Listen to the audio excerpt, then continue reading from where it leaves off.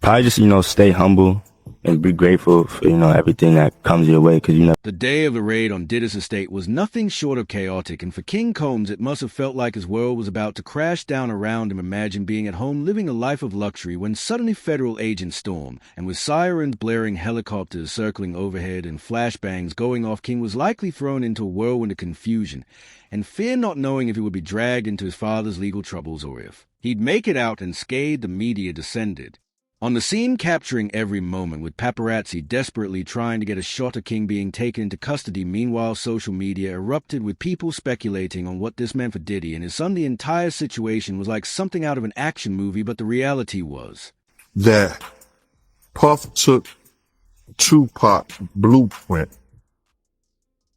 and changed Biggs and Bad Boy in image. I Get Around talked about how fly you was, how many girls you mess with, how many cars you drive, how much money you got, what you willing to do. He took his image. Pac was the first one on the scene wearing Versace shirts. He went and got the same Versace shirts Pac had. Which, all right, some dudes would do that. You would never catch me wearing something else, something that somebody else got. He was knocking down all the women that he thought Pac was knocking down. And what I mean is having sex with them. Why would you want to have sex with women you know for sure a dude that was once cool with you was dealing with? That's that image. Cause you gotta realize, bruh, Puff and Pac was cool at one time. We know this. Mopreem said that they was gonna sign the Bad Boy. So if he's gonna sign to Bad Boy, it was because of Corey and them. I put that picture on the internet. I put the picture on my channel of Corey Jones, Corey Jacobs? I think Corey Jacobs and Pac right next to each other. Those was the real bad boys of Bad Boy. You understand? Those are the ones who got the 16 to life sentences. That Pac was gonna go and be with them first. But then Mopreem said, when it became just Big and Puff, because Corey and them went to jail, he changed his direction. But nobody know why Pac and Puff fell out like they did. You understand what I'm saying? Nobody know why. But Puff had an obsession with him for whatever reason it was, because he started wanting to act. He started wanting to rap. He had an obsession so bad that at his Grammy Award winning speech, he used the same speech that Pac used. That shit is crazy. So when I say I'm obsessed with talking about Puff and telling y'all the truth,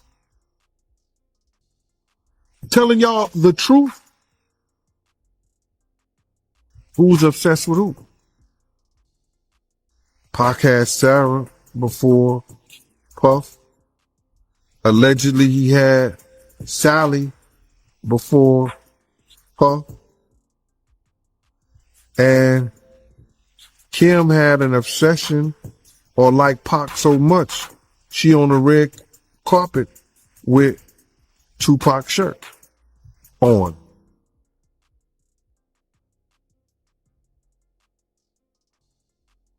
Who's obsessed with who? So you believe Diddy, he only got with Sarah Chapman because Pac, he had her at one point. And it was a bet in the office. Sarah was messing with an NBA basketball player. Puff bet all the niggas didn't believe that he could get it within 2 weeks. $100.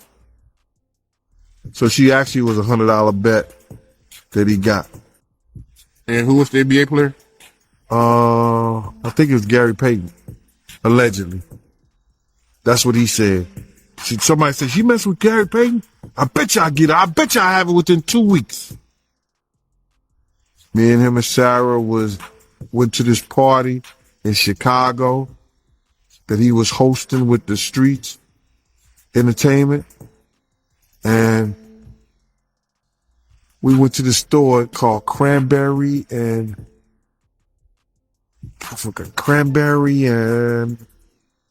it's one of those stores like you get fragrance and you get candles, colognes and stuff like that. It's called Cranberry and something.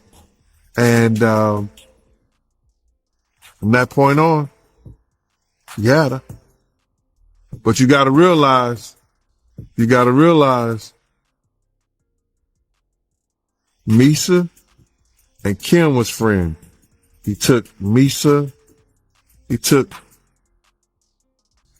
and Kim was friends. He started dealing with Kim over Misa. Kim and Sarah was friends. I mean, hand to hand, pots and pans. They was close. They all used to, Sarah, Kim, and this other girl. I think she was from Atlanta. What's her name?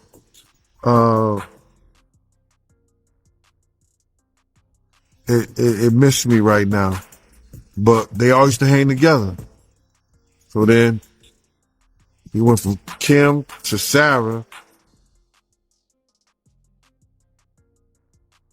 And he liked to do the friend thing. Much darker as Diddy's empire began to unravel rumors and stories about his past were surfacing, including the shocking revelation that he had an obsession with Tupac. According to some sources, Diddy allegedly took inspiration from Tupac's style, an image even going so far as to emulate his relationships with women. It said that he was fixated on outdoing Tupac, even going after women, that Tupac had been involved with this. Obsession reportedly led to the dramatic fallout between the two with Diddy, changing the direction of Bad Boy Records after Tupac's death, and the mystery behind their falling out has never been fully explained. Even Diddy's personal relationships were filled with intrigue, and drama stories have circulated about him being involved in bets related to women and trying to one-up his rivals. Allegedly, Diddy once made a $100 bet to an NBA. In the room, and they would go in the room with another couple, right?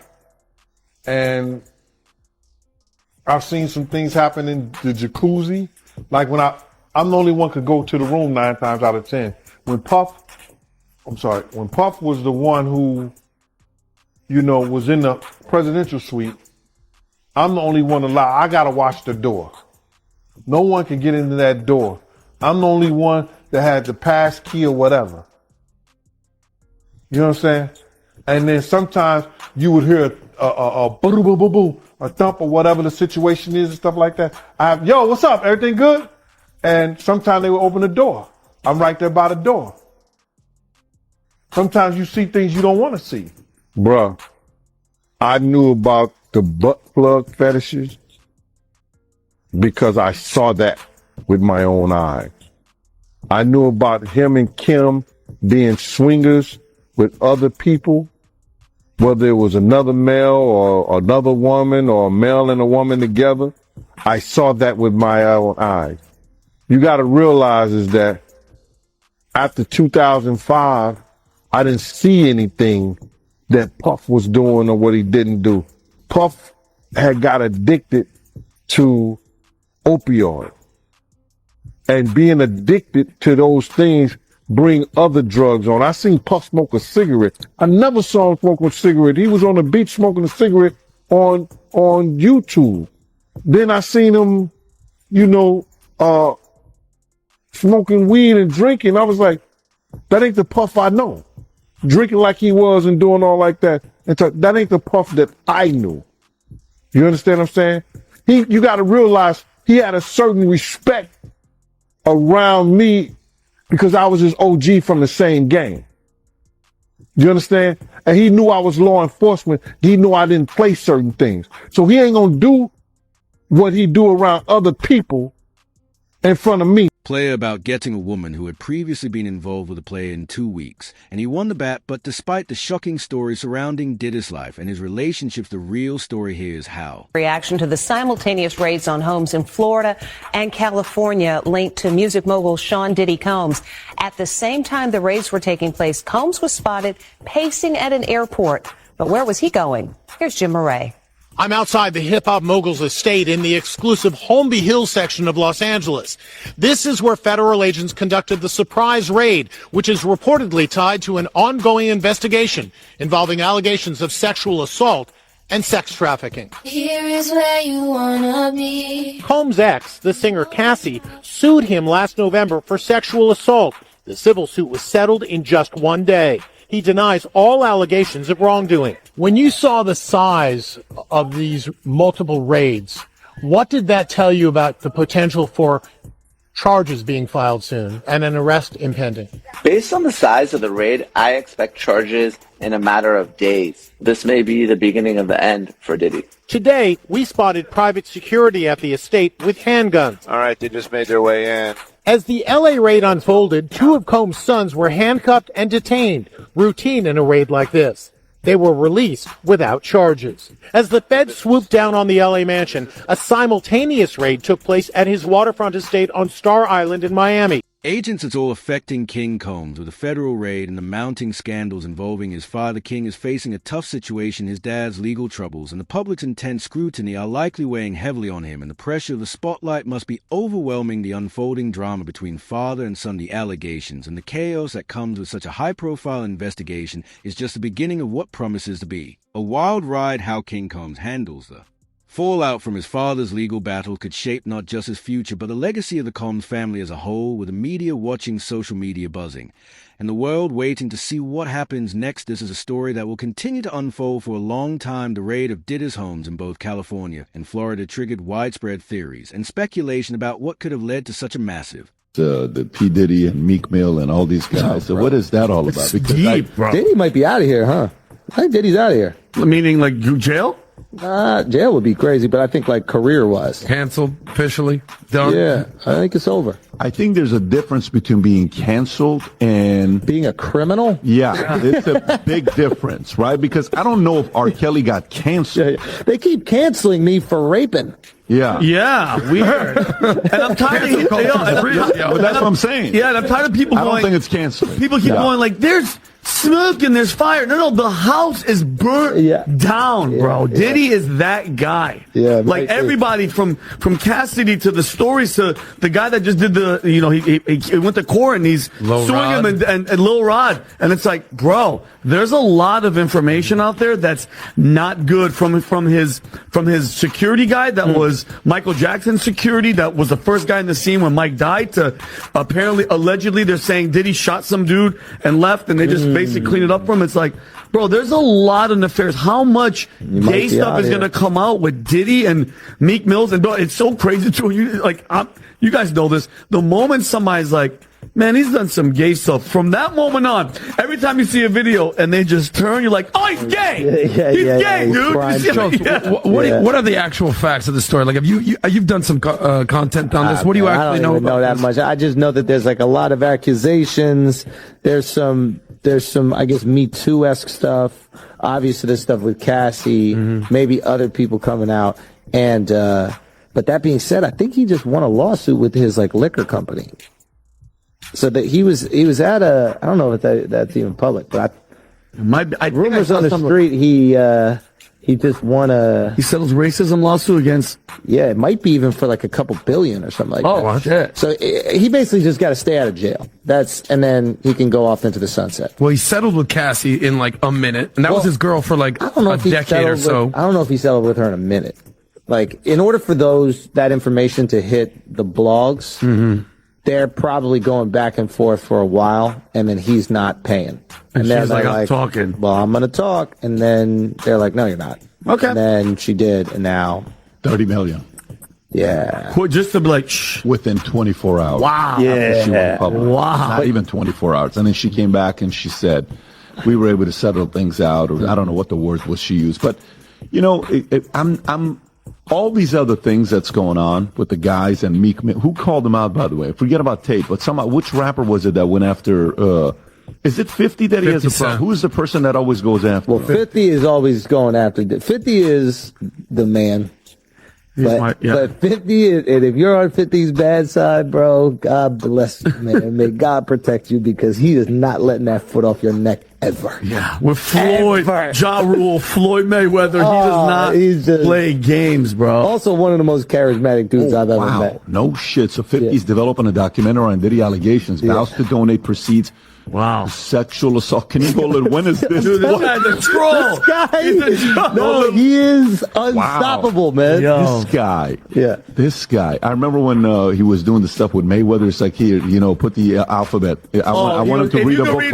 One page from a Harry Potter book. Yeah. He was like, I'll donate 500,000. And they're both New Yorkers. They were best friends, though. They were best friends too. Like, what was really the falling out? Like, that's his business, man. I'll let him explain that to you. But like, they were really close. So that's, I think, is it a public story or no? I don't know exactly. I don't know. I know he talked to me about something, but I let him share his business. Yeah. To me, there's a part about 50 that gives me a man's man vibe, bro. He is. That's the vibe I get from him, and even the way he edifies Eminem. You just gotta love the way he edifies Eminem. Just a lot of respect. A loyal dude who really understands people from a young age. From a very young age, understood social dynamics. Like, he told me, he's like, yeah, when I was like 12 or 13, I was raised by like old heads, and I was just observing them. You don't get to talk a lot when you're with the old dudes. You're just kind of watching the power dynamics, watch how things work. Man, he told me some crazy story. I don't know if I can share, but I don't think he would be upset. He told me some story about like, when he first got out of prison or something like that. Like, he had like a crew of guys, and he went from being the dude on the block to potentially being lower now because other dudes rise when you get locked up, but he still had his crew, so he was getting paid whatever he was getting paid to be part of the organization. And he said in the beginning, he started taking all the money that he was making, all the money that he was getting paid, not in the beginning, after he got out, and he would pay it to his guys, so his guys wouldn't think that he wasn't still the man. So he's making zero, right? But his guys, he still needed them to realize, he still got it like that. And he just understood at a very like basic primal human level what he needed to maintain the loyalty, the hierarchy, and the power position. And I'm like, you're like 17 at this fucking time? How the fuck do you understand that? So it's no surprise to me when I see him thriving in these different industries, but also like not at all sacrificing who he is. Like, he's still a wild dude on the internet and in Hollywood producing films. Like, he can really kind of say whatever he wants. It's quite impressive. I told him the first time I saw him, I was like, bro, what do you have on all these dudes in Hollywood? Yeah. And he's like, man, I don't even know what you talk about. Yeah. He's that guy. But listen, to me, it stops with Diddy at the Tupac story. That's the stop for me, because you go down the rabbit hole and you're just curious about a topic and a story. You keep going down, and then you bring detectives and you're talking to guys that were involved, and eventually like, no. And I was a kid, 3 days, I would say, in high school was like days that I was startled, confused, in pain, hurt. Magic getting AIDS when he came out and did the HIV positive interview. Yeah. It was Michael retiring and he's stepping away from the game, and it was Tupac getting killed. Yeah. Those 3 days were the days where it's like, as a kid, you follow those stories. And I think, I don't know, a lot of people have Diddy's influence behind Tupac and Biggie, but I'm convinced guys like 50 probably have. I'm convinced the people that have the actual facts and influence on who. Federal investigation. The public was glued to every new update, eager to understand what might have prompted the authorities to take such action amidst the chaos. One of Diddy's former bodyguards came forward with unsettling stories. He shared that he had seen things he wished he hadn't, some of which have now become part of the swirling rumors surrounding Diddy. According to the bodyguard, he was privy to a lot of private moments, especially when Diddy would stay in presidential suites and private rooms. You know what I'm saying? I'm gonna let you rock this every time you come to LA. Yeah, this will be yours. So every time you come to LA, it's a little dusty, but I'm get the front shot in. Man. Been out. Minute. Woo. Okay. Okay.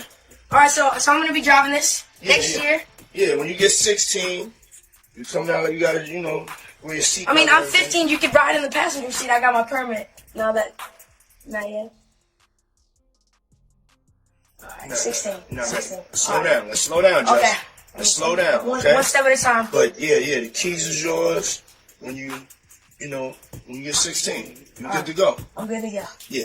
All right. Coincidents involving strange behavior, including reports of swings with other people, and even specific sexual fetishes like the use of a butt plug, which he claimed to have witnessed firsthand. These were disturbing revelations that painted a picture of Diddy's personal life that was quite different from the public image of a polished, successful mogul. The Bodyguard also described how after 2005 Diddy seemed to change. He became addicted to opioids, and this, according to The Bodyguard, led to other behaviors such as smoking cigarettes and drinking, which was out of character for the Diddy the Bodyguard had known as someone who was both law enforcement and a former confidant. The Bodyguard maintained a certain level of respect with Diddy, which meant that he wasn't as involved in these behaviors around him.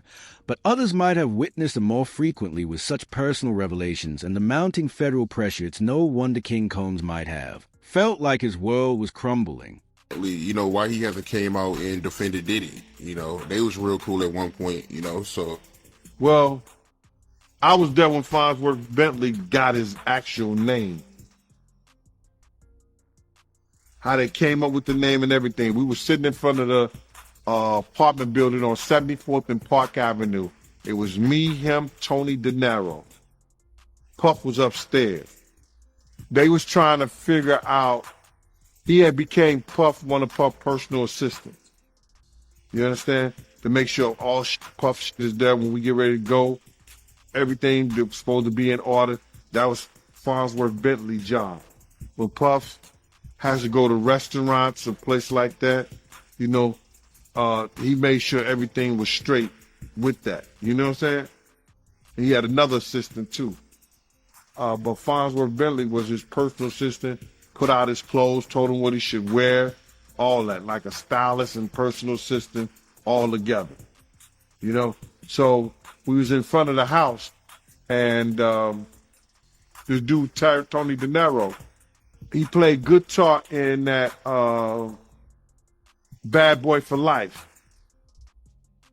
The black dude, not the white guy. The black dude who played the guitar, that's Tony De Niro. I think he might be from California or something. So Tony De Niro was like, yo, we got to think of a name for you, man. And if you're going to be his personal assistant and slash butler slash umbrella carrier, whatever you going to do, you understand? We got to think of a name for you. We're going to try to make you like Bentley or either Farnsworth or either Bentley.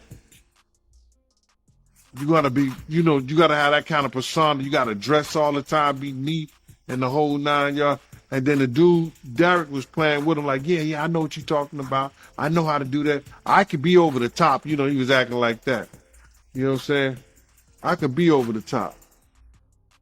So he was saying that. And the dude, Tony De Niro, said, we got to figure out a name for you, man. It's got to be on the level of, those characters. He said, you got to be like Farnsworth. You got to be like Bentley. He said, we're just going to call you Farnsworth Bentley. And he said, I like it. And they start calling him that. His name Farnsworth Bentley. And I said, these motherfuckers corny. Like I was like, yo, don't believe this. But he was always right there, but not like at nighttime when we was doing things. He wasn't around, bro. He was only there when the cameras was there and shit like that. I don't know how much he could do. I don't know if he would say anything because he probably signed the ND, a non-disclosure, and he don't want to say anything against Puff anyway because Puff got shit on him. And I ain't talking about no sexual shit, none of that shit. The nigga was stealing, bro. Yo, bro. The niggas yo. I don't want to put that on sticky fingers. That Nick right there, bro. Don't lay nothing down around him. You hear me? Don't lay nothing down around dude right there. Dog, Jennifer Lopez had these boots, they cost $5,000. I'm like, what kind of fucking boots cost $5,000? Now you gotta realize, this is like in 2000, early 2000s. These boots cost $5,000. And because she was gonna be out of the country or something like that, she didn't have them come to her house down in the village because she would have never got it because they'd be stealing her stuff down there at her apartment. So she had them come to Puff house. She wanted these boots so bad, she was mad. They looked through everything trying to find Jennifer boots. Cause Puff had like Puff, people used to just give him shit and send him shit from everywhere. So he had this room, this mail room in his house with numbers just that he never even opened. But I don't know how Farnsworth Bentley found that shit. But we went over there to his house and we found a lot of Jennifer shit and everybody else's shit that belonged to Puff. I guess Puff had too much stuff in the room and he was just keeping them for it. And you seen this with your own eyes? That's crazy, man. My own eyes, bro. We went to his apartment. He don't even seem like that type of dude, yo, but damn. Security also went over there, man. They had to do shit, bro. And that's why Puff had stopped messing with him. And then he goes get a show. Puff ain't say nothing. He went and got a show of how to be teaching thugs how to be a gentleman. I hope the first thing he taught them on was that, don't steal! You understand? And this all it was, bro. For whatever reason, dude was playing with Puff. He went behind him and grabbed his trunks and pulled them down. When he grabbed his trunk to pull us down, some girls that was taking pictures. They took that picture and emailed it back to Wendy Williams. Wendy Williams said she had him in a compromising position and like it was gay porn or something like that. And she was going to put it out. There was stories that he was trying to get Chris Brown. There's stories about, those